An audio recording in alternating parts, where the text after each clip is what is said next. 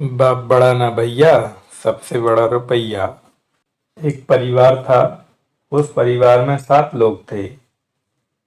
3 भाई, 2 बहनें और उनके माता पिता। लड़कों की 2 बहनें अपनी अपनी ससुराल में थीं। सब भाई अपने अपने परिवार के साथ अलग अलग रह रहे थे। बीच का भाई दूसरे नगर में जाकर नौकरी कर रहा था। छोटा भाई अपने नगर में ही एक धंधा कर रहा था। बहुत अच्छी कमाई थी। सबसे बड़ा भाई सबसे गरीब था। वह मजदूरी करके अपने परिवार का गुजारा कर रहा था। बूढ़े माँ बाप अकेले रह रहे थे। बड़ा लड़का और माँ बाप एक ही मकान में अलग अलग रह रहे थे। अलग अलग ही खाना बनाता बनता था। छोटा लड़का पास में ही अलग मकान बनाकर रह रहा था। उसने अपने लिए सब सुख सुविधाएं जुटा ली थीं। छोटा लड़का जब कोई सामाजिक कार्य करता तो वह अपने माता पिता की कोई राय नहीं लेता और ना अपने बड़े भाइयों से ही पूछता।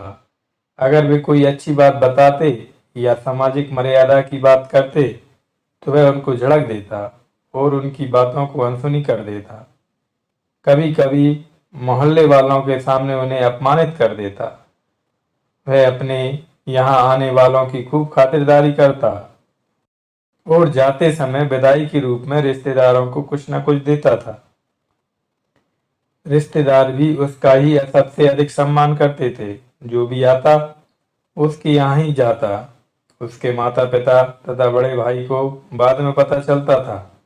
रिश्तेदार उसके माता पिता और बड़े भाई के पास कुछ समय के लिए जाते और बैठकर चले आते और वे सब अपने घर वापस जाते तो उनसे बिना मिले सीधे छोटे लड़के के घर से ही चले जाते।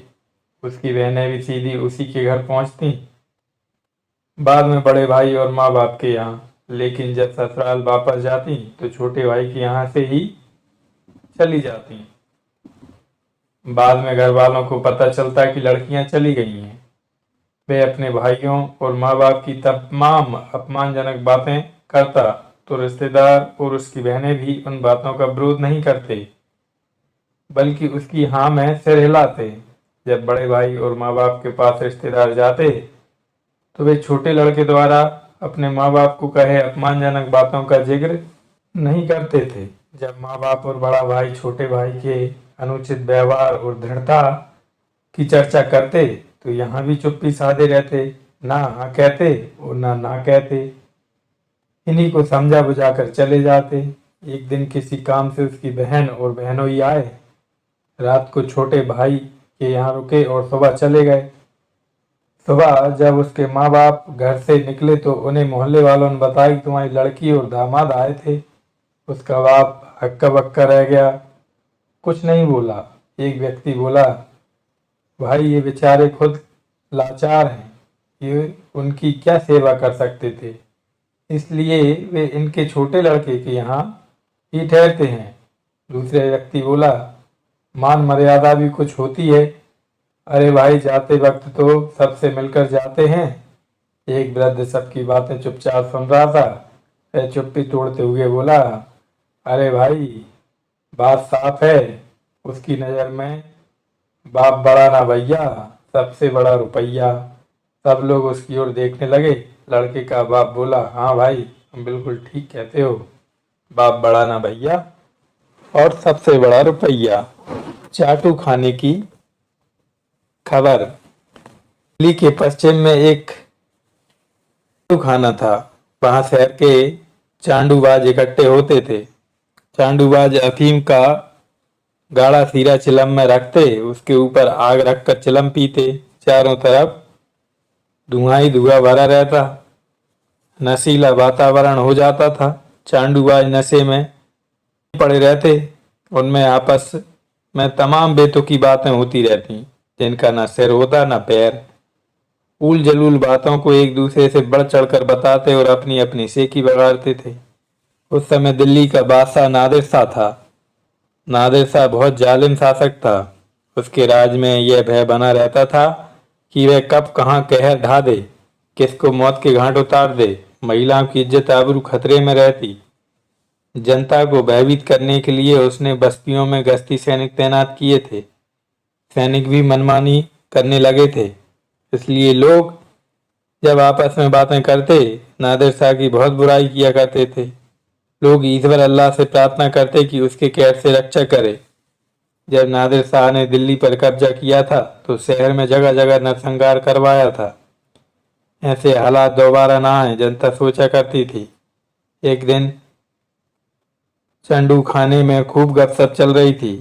चंडूबाज अपनी अपनी हाँक रहे थे। एक चंडूबाज नशे में दरवाजे पर खड़ा था।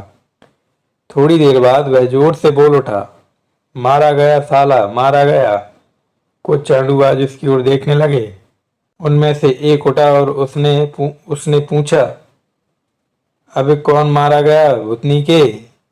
वही चंडूबाज फिर बोला, मारा गया साला। और कौन मारा गया? नादिर शाह मारा गया। अब तो दो चार और आ गए उसके पास। वे एक साथ बोले, मारा गया नादिर शाह। वह फिर बोला, मारा गया फासला। इसके बाद मारा गया नादिर शाह, मारा गया। यह कहता वह बाहर चला गया। चांडूबाजों में से एक बोला, चलो हम भी बताते हैं अपने मोहल्ले वालों को, मारा गया नादिर शाह।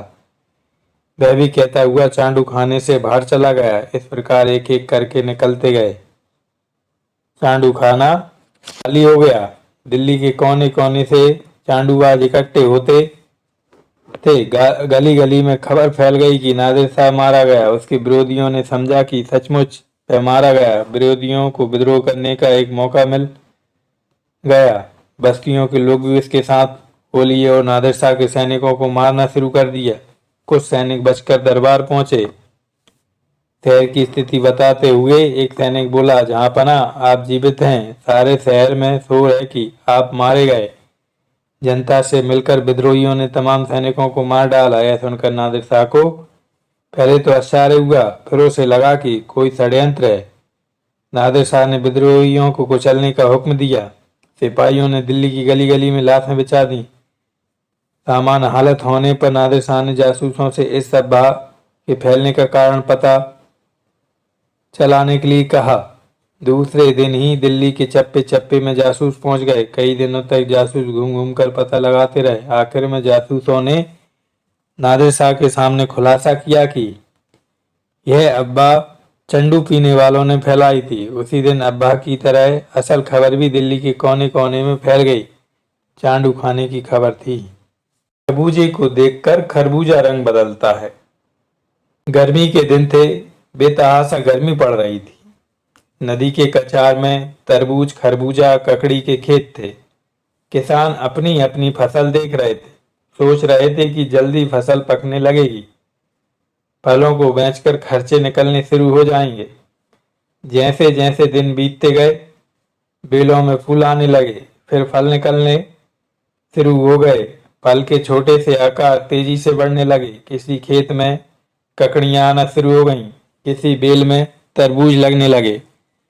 वह दिन आ गया जब ककड़ियां और तरबूज तोड़े जाने लगे और बाजार में बिकने लगे। बाजार में ककड़ियों की अपेक्षा तरबूज अधिक पहुंच रहे थे। खरबूजे अभी बाजार में नहीं पहुंचे थे, लेकिन बहुत जल्दी पकने योग्य होने लगे थे। किसी बेल में खरबूजे पकने वाले थे। कुछ दिन बाद ही खरबूजे भी बाजार में कहीं कहीं दिखने लगे। एक दिन शहर से एक लड़का उस गांव में आया। उसने खरबूजे के खेत नहीं देखे थे। किसान उसे खरबूजे का खेत दिखाने ले गया। बेलों में लगे खरबूजों को देखकर वह आश्चर्य में पड़ गया। इससे पहले वह सोचता कि खरबूजे पेड़ पर लगते होंगे। उसने बेलों में लगे फूल देखे। छोटे से खरबूजे के साथ सूखा फूल देखा। छोटे बड़े आकार के खरबूजे देखे। एक खेत में उसने एक बेल देखी। उसमें लगभग सब खरबूजे बराबर के थे। उसमें एक खरबूजा लगभग पक गया था और रंग पीला नारंगी पड़ गया था। उसी बेल तथा आसपास की बेलों में खरबूजे हरे रंग के थे। दूसरे दिन वह फिर अपने रिश्तेदार के यहाँ कचार के खेतों में गया। घूमते घूमते वह उसी खेत में जा पहुंचा जहां एक दिन पहले एक खरबूजा लगभग पका देखा था। आज उसी बेल के खरबूजे को देखकर हैरत में रह गया। वह बोला, इस बेल में एक खरबूजा पका था, आज बेल के लगभग सभी खरबूजे पके। यह सब एक रात में कैसे हो गया? उस लड़के की बात सुनकर उसका रिश्तेदार खूब ठेका लगाकर हंसा। किसान हंसने का यह मतलब समझ नहीं पाया। उसके रिश्तेदार ने कहा, बेटे ऐसा ही होता है, तुम नहीं जानते, जब एक खरबूजा पका होता है तो दूसरे दिन उस बेल के बराबर के सब खरबूजे पक जाते हैं। यह प्रकृति का नियम है। शहरी लड़का बोला, यह कैसे हो जाता है, बताओ तो जरा। उसके रिश्तेदार ने अपनी भाषा में कहा, अरे भाई, खरबूजे को देखकर खरबूजा रंग बदलता है।